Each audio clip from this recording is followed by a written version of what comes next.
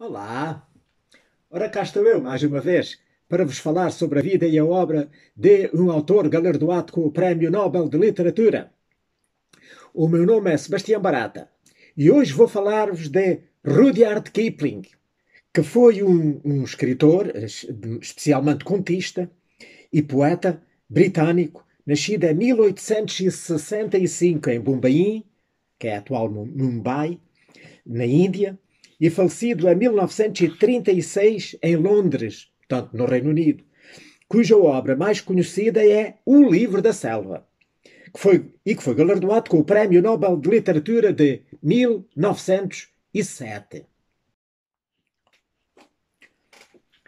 Joseph Rudyard Kipling nasceu em Bombaim a 30 de dezembro de 1865, na chamada Índia Britânica, filho de Alice Kipling, nascida MacDonald, e John Lockwood Kipling. Foi educado por uma aia indiana que lhe ensinou, através da magia das histórias de encantar, a língua hindu, mesmo antes dele aprender a falar e a escrever em inglês, a língua onde ele depois viria a expressar-se.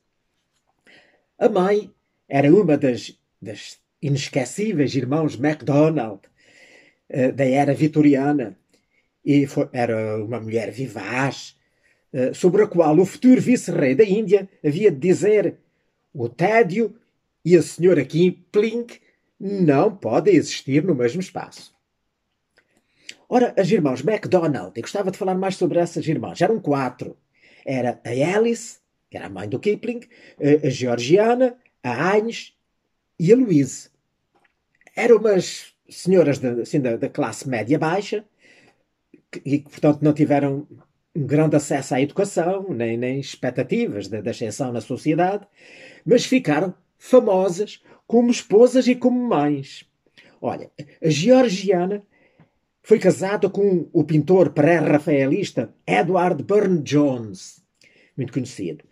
A Agnes foi casada também com outro que era pintor também e administrador de artes, que era o Edward Poynter. A Louise foi a mãe do futuro primeiro-ministro Stanley Baldwin, que foi 3 vezes primeiro-ministro pelo Partido Conservador durante as décadas dos anos 20 e 30 do século XX. E Alice, como já vimos, foi a mãe do Rudyard Kipling.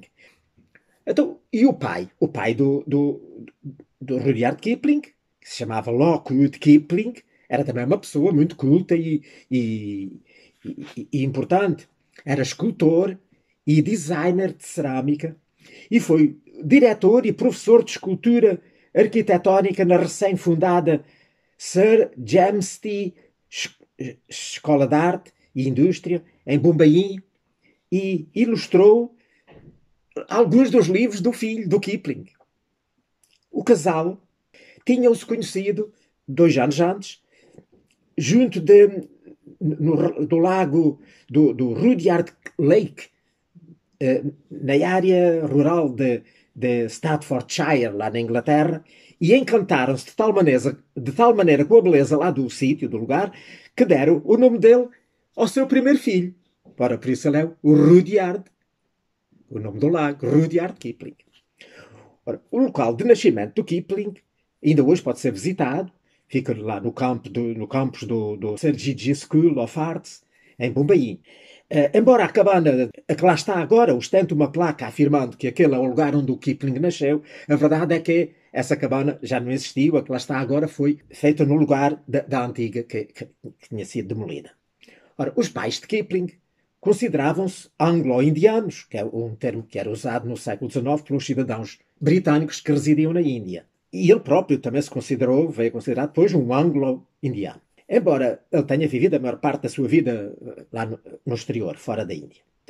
O Rudyard Kipling viveu uma vida encantada lá em Bombaim, na Índia, brincando com os seus queridos empregados, servos, e correndo livremente lá pelos campos. Mas essa felicidade inocente teve um fim abrupto aos 5 anos de idade, quando ele e a sua irmã, que tinha 3 anos, que se chamava Alice, mas é mais conhecida por Trix, a Trix Kipling, que também foi escritora e que também até colaborou nos livros do irmão. Portanto, eles foram mandados, nessa altura, para a Inglaterra, como era costume, lá na Índia Britânica, e ficaram a viver em casas de estranhos e forçados a terem que se conformar com aquelas estritas regras da sociedade vitoriana. Portanto, lá num país que eles não conheciam, estrangeiros. No caso deles, eles foram deixados numa localidade que era em Southsea, na zona de Portsmouth, onde ficaram ao cuidado de um casal que recebia filhos de compatriotas britânicos que viviam na Índia. As duas crianças viveram então com esse casal, que era o capitão Holloway e a sua esposa, durante os seguintes 6 anos. Na sua autobiografia que ele escreveu e que foi publicada no ano de 1937, o Kipling lembraria-se depois daquele lugar do horror e perguntar-se-ia, ironicamente, se de facto a combinação de crueldade e de negligência que ele experimentou nas mãos lá da Sra. Holloway, se não poderiam ter apressado o começo da sua vida literária. Porque foram um motivo para ele se isolar e se refugiar na leitura e se começar a gostar muito de livros, de ler e de escrever. Depois, no ano de 1878, o Kipling deu entrada no United Services College, que era uma instituição bastante dispendiosa, especializada na preparação dos santos, né, para a entrada nas academias militares. Mas cedo se desfizeram as esperanças da família quanto a ele seguir uma carreira militar, não só pelos resultados medíocres que ele apresentava nos estudos, mas também pela miopia que o incapacitava. Ele era bastante míope. E que, juntamente com o amor aos livros, o ostracizou um bocado dos restantes alunos lá da escola. Portanto, nesse período, portanto, tinha ele apenas, quando lá foi, 13 anos de idade, já escrevia poemas, influenciados pelos escritores pré-rafaelistas. O Kipling regressou à Índia depois, no ano de 1882, e começou a trabalhar como jornalista para a Civil and Military Gazette, em Lahore, onde ele começou então, já a publicar algumas histórias curtas e poemas, e permaneceu, portanto, aí nesse serviço durante 5 anos, após os quais ele tomou o cargo de editor adjunto e correspondente ultramarino para o jornal Pioneer, na localidade de Allahabad, onde esteve até o ano de 1889. Portanto, o Kipling, apesar de ter vivido a maior parte da sua vida, portanto, fora, no exterior, fora da Índia, os anos que ele passou da sua infância e depois, então, como jovem profissional, né, lá na Índia colonial, influenciaram fortemente o seu estilo literário e vieram a tornar-se cenário e assunto para uma grande parte da sua obra futura. As histórias escritas por ele durante esse período foram recolhidas num volume com o nome de The Man Who Would Be a King and Other Stories, que está traduzido em português com este nome, portanto, O Homem que Queria Ser Rei e Outros Contos, que eu tenho aqui, e que foi editado em 1888. Portanto, no conto que dá o nome ao livro, portanto, O Homem que Queria Ser Rei, é a história de um negociante branco chamado Daniel Dravot, que se autoproclama rei e senhor do Cafiristão, e que é bem sucedido, até que uma mulher descamou por descobri-lo, que ele afinal era um simples humano, e entregou à fúria popular, e aquilo acabou muito mal. Safou-se, no meio disso tudo, um seu companheiro, que ele depois fugiu e sobrou para vir a contar a aventura, infeliz aventura que lá viveram. Outro conto também muito conhecido desta coletânea, que tem 17 contos, é o The Phantom Rickshaw, portanto, o Rickshaw Fantasma. Depois, nos finais da década de 80, o Kipling já tinha uma certa popularidade, conseguida através dos seus contos e dos seus versos, regressou à Inglaterra e foi muito bem acolhido e considerado como o sucessor do Charles Dickens. Viveu então em Londres entre 1889 e 1892. E aí publicou vários livros, como Life's Handicap, podemos traduzir por As Dificuldades da Vida, editado em 1891, uma, uma coletânea que é uma coletânea de contos que inclui, entre outros, o The Man Who Was, que se traduziria por O Homem que Era, e um outro que era o Barracks Room Ballads, que é as baladas do quartel, e que reunia também poemas, alguns como, por exemplo, o Gunga Din, que era um elogio, um aguadeiro hindu, que estava ao serviço de um regimento colonial britânico. Pois no ano, mais propriamente em janeiro do ano de 1892, o Kipling casou-se com Caroline Starr Balestier, que era irmã do editor e escritor norte-americano Walcott Balestier. E em conjunto, lá com o cunhado, eles escreveram os dois juntos um romance que era o de Naulaka, que foi editado em 1892. Então, o jovem casal, do Kipling e a Caroline, fixaram residência na localidade de Brattleboro, lá em Vermont, lá nos Estados Unidos, e aí se nasceu a sua primeira filha, ainda no final desse ano. Eles casaram em janeiro e lá para o final do ano nasceu a Josephine, que foi a sua primeira filha. Depois, no ano de 1896, nasceu a segunda filha, que se chamou Elsie. E no ano seguinte, a família regressou à Inglaterra, depois de lá de uma desavença familiar, lá com os cunhados, e fixaram-se em Rottingdean, no Sussex, onde então aí lhes nasceu um terceiro filho, um rapaz, finalmente um rapaz, que se deram o nome de John. Entretanto, a família do Kipling, ele e a família, começaram a passar os invernos na cidade do Cabo, na África do Sul, não é? Para fugirem ao frio da Inglaterra. Aí o Kipling conheceu o Cecil Rhodes, que viria a ser o fundador da Rodésia, e que lhe ofereceu uma vivenda. Depois, no ano de 1899, durante uma visita, uma desastrosa visita que o Kipling e a família fizeram aos Estados Unidos, infelizmente morreu lá a sua filha mais velha, a Josephine, e o próprio Kipling esteve também à morte com uma pneumonia. Foi uma viagem, de facto, para esquecer. De tal maneira que o Kipling ficou tão traumatizado com isso que nunca mais na vida voltou aos Estados Unidos.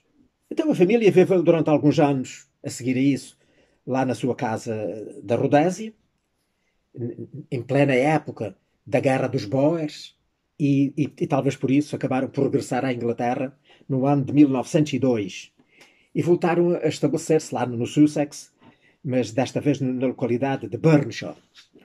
Aquela tragédia familiar que eles sofreram nos Estados Unidos, agravada pelo facto do casamento não ser assim muito feliz, pois a esposa era muito dominadora e recusava-se a aceitar o mínimo traço do caráter do marido.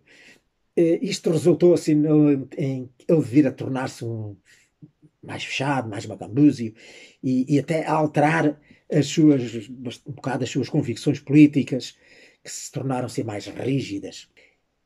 Mas foi nesses tempos conturbados que o Kipling escreveu talvez as suas mais importantes obras, como o Many Inventions, traduziríamos por Muitas Invenções, que foi editado no ano de 1893. E outro, este, que eu tenho aqui, que é Jungle Box, o livro da selva, em português, que é talvez a obra mais famosa e mais conhecida e que o tornou mundialmente conhecido, que foi editado no ano de 1894. Depois, a seguir a este, escreveu um outro que editou no ano seguinte, que é o segundo livro da selva, que será, portanto, a continuação. Ora, estes dois livros, o livro da selva e o segundo livro da selva, contam, portanto, histórias em que andam à volta do Mowgli. Não sei se, certamente, provavelmente, quem já foi escoteiro conhece as histórias do Mowgli, que era um menino que se perdeu e veio a ser adotado por uma família de lobos e foi criado no meio dos lobitos e, e tornou-se um grande especialista da selva e é, portanto, anda à volta disso. A história do livro da selva e do segundo livro da selva. Mas atenção que nem todas as histórias que estão nestes dois livros que eu andei a ler esta semana, li o primeiro completamente e o segundo ainda não tive tempo de eu acabar de ler, foi mais ou menos lá para o meio, mas são histórias muito, muito interessantes. Mas como eu disse, nem todas são sobre o Mowgli. Se quiserem ler as histórias, só as histórias do Mowgli e saltar por cima das outras, convém saber quais são. Portanto, no primeiro, no livro da selva, é a primeira, a segunda e a terceira. São as únicas que são sobre o Mowgli, que é, a primeira chama-se em português Os Irmãos do Mowgli, a segunda é A Caçada de Kaa, portanto, a Kaa era uma cobra, porque a certa altura o Mowgli foi raptado pelos macacos e então o que valeu foi a Kaa, que os macacos tinham muito medo dela e ela foi lá e atemorizou-os de tal maneira que eles tiveram que devolver o menino aos lobos. A terceira é Tigre Tigre, que, que é, portanto, o grande inimigo do Mowgli era o Shere Khan, que era um tigre muito mau, que lá na selva os outros animais ninguém gostava dele. Ele jurou, desde criança, quando fosse grande, que havia de caçar o Shere Khan. E assim foi. Portanto, esta terceira história conta como ele apanhou o Shere Khan, com a ajuda dos elefantes e dos lobos e assim, lá dos animais da selva, e então tirou-lhe a pele e foi mostrar lá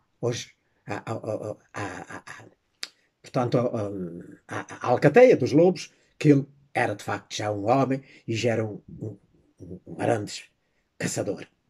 Depois, no segundo livro da selva, há mais histórias do Mowgli. Ali eram só três, aqui há uma, duas, três, quatro, cinco. Dado que ali no primeiro livro conta, digamos, resumidamente em três histórias, o início, o meio e o fim da vida do Mowgli lá na selva, até depois regressar outra vez para o convívio dos homens. Aqui conta pois, várias histórias.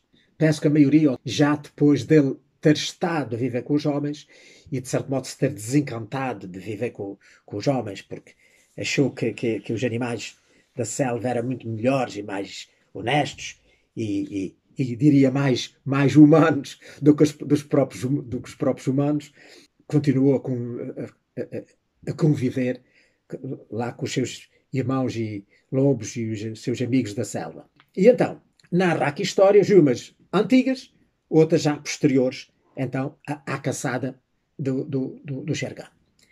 A primeira história, que é logo a primeira que está no livro, é Como Nasceu o Medo, que é uma história muito engraçada, que explica como é que antigamente não havia medo nenhum na floresta, os animais não tinham medo nenhum, aliás, todos eram herbívoros, e depois, às tantas, como é que apareceu o medo, e como é que alguns passaram a ser carnívoros. Isso. Depois, há outra que é a terceira, que é a invasão da selva, em que, portanto, os humanos fizeram um disparate muito grande, maltrataram a única família que tinha recebido bem o Mowgli quando ele regressou. E o Mowgli ficou tão zangado, tão zangado, tão zangado, que encarregou lá os elefantes e os outros animais de irem lá e destruírem a aldeia dos homens. E a selva vira a encher aquele espaço e aumentar a selva e expulsar os humanos para mais longe. E é aí que eu vou. É aí que eu vou. O resto agora ainda não li. Mas sei que a quinta história, que se chama O Acicate do Rei, que é também sobre o Mowgli. Depois é a sétima, que o título original é Red Dogs, Cães Vermelhos, mas que em português deram-lhe o nome de Mabecos. E depois a última, que é Correrias da Primavera. Portanto, são estas as histórias do Mowgli incluídas nos dois livros da selva. As outras histórias são outras histórias sobre outros animais, sobre muitas delas realmente muito interessantes e que também vale a pena ler. Mas para além destes livros da selva, ele nessa época escreveu outras obras, como o The Seven Seas, que era os Sete Mares, que eu penso que eram poemas, Depois um outro que eu também está traduzido em português e que também tenho aqui, que é também um romance também infantil, que é Os Capitães Corajosos, que está incluído numa coleção do Círculo de Leitores. Capitães Corajosos. E um outro, que no original é Stalky and Company, e que em português foi traduzido com o nome de Três Como Tantos. Três Como Tantos, que fala de três amigos e conta a história dos três. E que foram editados no ano de 1899. Portanto, Os Capitães Corajosos tinha sido em 1897. Entretanto, virou o século e no ano de 1901, portanto, como vimos na altura em que ele estava a residir na África do Sul, ele publicou um romance que, não na área dos contos, nem na área das histórias infantis, mas na área dos romances, portanto, das histórias longas, é de facto a obra mais famosa dele, que é um romance também muito conhecido, o Kim. O Kim, que é um romance que lhe terá valido o Prémio Nobel. Provavelmente. Ou pelo menos contribuiu em grande medida para ele vir a ganhar o Prémio Nobel. Porque foi um romance muito bem recebido e que relata as aventuras de Kimball O'Hara, abreviadamente o Kim, que era um órfão de um sargento lá, de um regimento irlandês, que circulava lá na Índia entre o mundo indígena e o mundo inglês, entre os indianos e os ingleses. Portanto, é uma história muito interessante. Ainda há outras obras muitas obras que ele escreveu nesta fase, digamos assim, as mais conhecidas, as mais importantes, são o Just So Stories, que é também histórias infantis, e que também está traduzido em português, que foi editado em 1902, e que em português, portanto, tem um nome que é mais ou menos quase a tradução literal, que é Histórias Assim. Histórias Assim. Também um livro juvenil, ilustrado. Também outro, o Traffics and Discoveries, portanto, que seria em português Tráfegos e Descobertas, editado em 1904. E o Puck of Puss Hill, que poderíamos traduzir por A Criança Endiabrada de Puck's Hill, ou do Monte Puck, que foi editado em 1906. Um facto relevante é que as obras que mais contribuíram para o Kipling se tornar famoso foram, de facto, aquelas histórias infantis que ele escreveu para os seus meninos, para os seus filhos. Eram histórias que ele contava aos filhos e depois escreveu. E assim vieram a tornar-se, de facto, as grandes obras que o imortalizaram e que ainda hoje são, talvez, as mais conhecidas dele e as que continuam a ser mais editadas, portanto, tantos anos depois.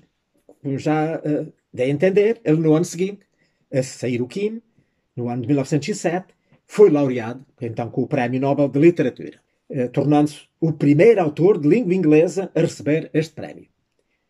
E até hoje continua a ser o mais jovem, a pessoa mais jovem que o recebeu.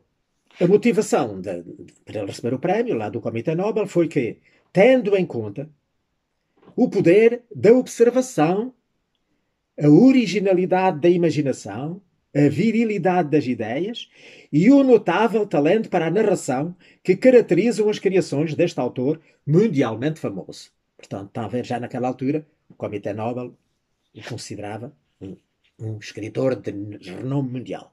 Depois dele receber o Prémio Nobel, ainda foram publicadas mais algumas obras, mas ele, por tudo o que lhe aconteceu na vida, e ele já estava a ficar um bocado envelhecido e desiludido, e começou a publicar uma cadência mais lenta, saíram bastante menos obras nessa altura. Mas, de qualquer modo, dessa altura são ainda obras como o Actions and Reactions, que em português seria Ações e Reações, editado em 1909, depois o Debits and Credits, que seria Débitos e Créditos, que é editado em 1926, e um outro, o Thy Servant a Dog, que é o nome de um conto, que em português está traduzido com o nome O Vosso Servo, o Cão.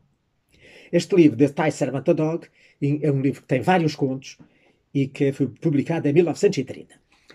Portanto, a edição portuguesa que eu tenho aqui não é a desse livro. É uma seleção de contos desse livro e do outro. Mas todas eles são sobre cães. Por isso é que foram reunidos neste livro, que em português tem o nome de O Cão do Mar. O Cão do Mar, que é também o nome de uma das histórias. Este tirado do outro livro, que era o Collected Dog Stories.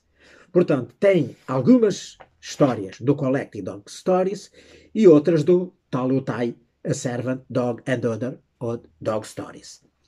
E escreveu também ainda um outro livro conhecido, que é o Limits and Renovations, Limites e Renovações, este editado em 1932. Já vimos que ele tinha duas filhas, uma morreu, portanto, em criança, e um filho. Esse filho, John, foi um dos primeiros 100 voluntários que a Inglaterra enviou para a Primeira Guerra Mundial, quando foi no início da guerra, em 1914. E depois, no ano de 1915, ele foi dado como desaparecido lá na guerra. O seu corpo nunca foi encontrado. E a morte do seu único filho, Varão, amargurou o resto da vida do Kipling. Entretanto, ele, entre os anos de 1922 e 1925, ainda viria a desempenhar algumas funções públicas. Foi reitor da Universidade de St. Andrews.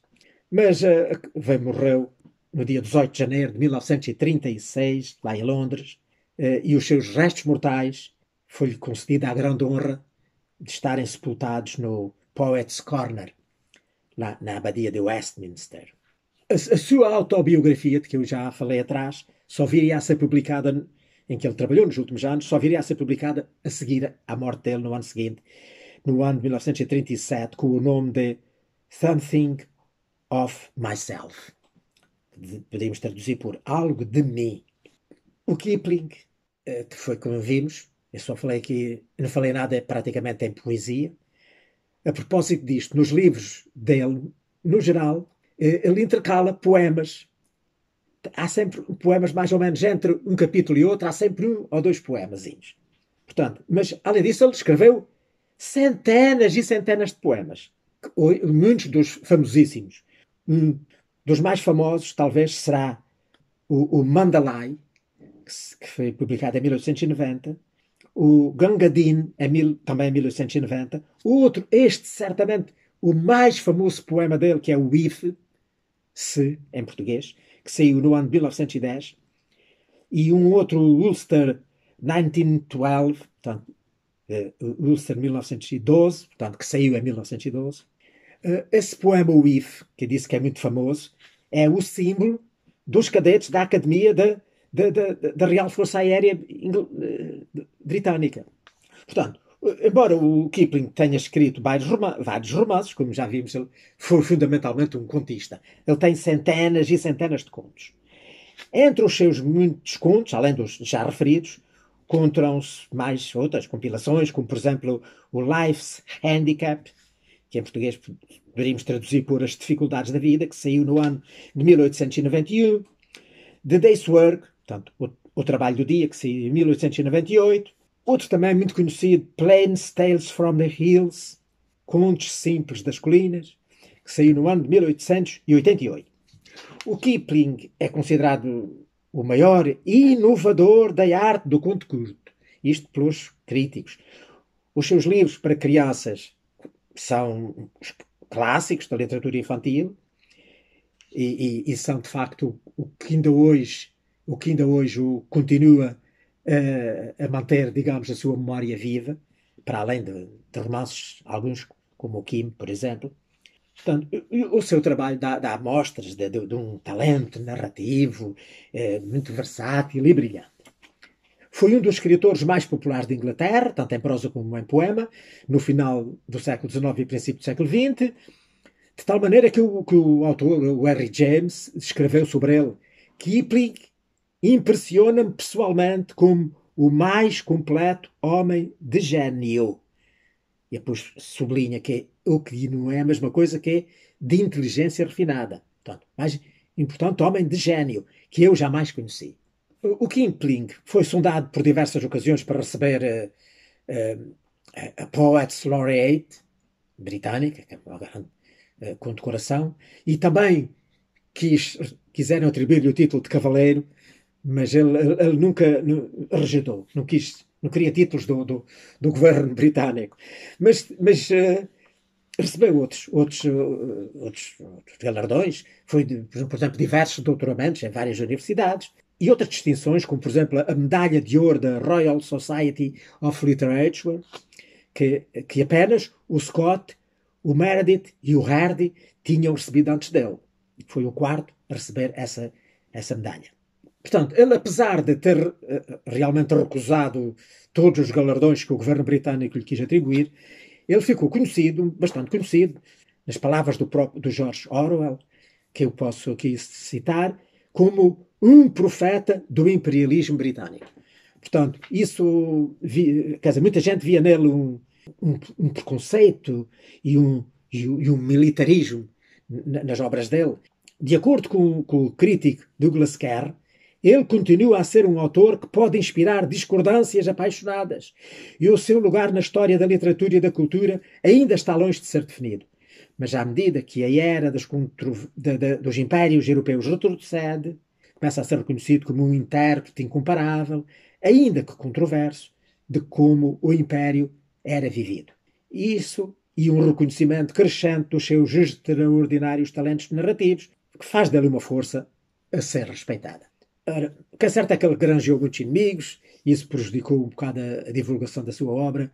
E ainda hoje ele é, como já disse, conhecido praticamente quase só pelas suas obras infantis. Falando de obras infantis, o Livro da Selva serviu para o Baden-Powell, para o Robert Baden-Powell, que foi o fundador do escotismo, serviu como cenário e como tema para as crianças mais pequeninas, os escoteirinhos entre os 7 e os 11 anos, que são chamados os lobitos. Não sei se como sabem, portanto, os lobitos, portanto, a chefe deles é a Aquilá, que era, portanto, a chefe da Alcateia dos Lobos, e outras personagens são muito faladas lá entre os escoteirinhos, entre os lobitos. Também por isso é uma razão porque o Livro da Selva continua a ser muito, muito conhecido. Pronto, olha, é o que tinha para vos dizer sobre o Rudyard Kipling, um grande escritor do início do século XX. Espero que tenham gostado e se tiver vida e saúde e puder e continuar, cá estarei para a semana para vos falar sobre a vida e a obra de um outro autor galardoado com o Prémio Nobel de Literatura.